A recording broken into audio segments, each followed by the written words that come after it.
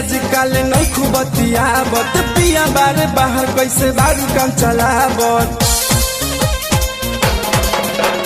हमरो से आजकल नहीं खूबतियाबत पिया बारे बाहर कैसे बारू काम चलाबत कुछ लागत कि काला बाटे दाल में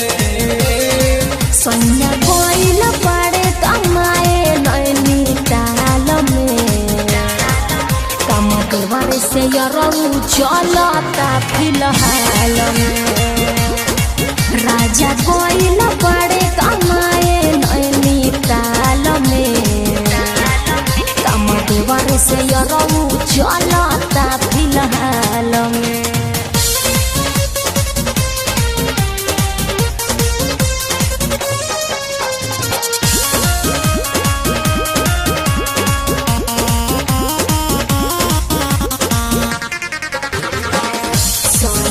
से ज्यादा देवर बाटे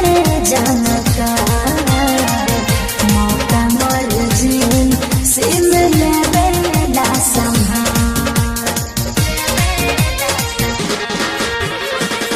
बुझ गई तू हो बारू मतलब के यार छक देलू जान हम के जाके ससुराल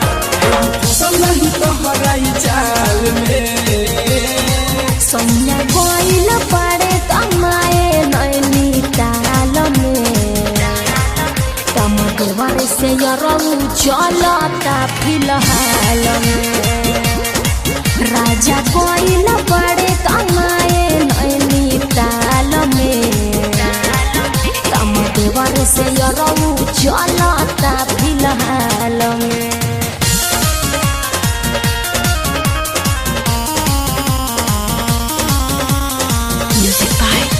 उजाला सोचे के ना पड़े होखे दिन चाहे रात सारा काम होखे लासगत छाके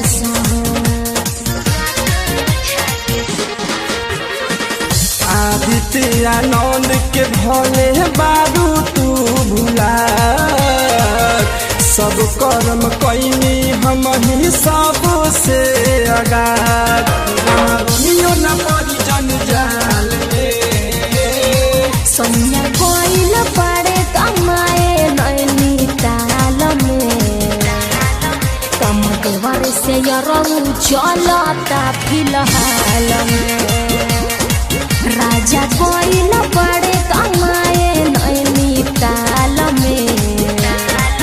कमर से यरऊ चलता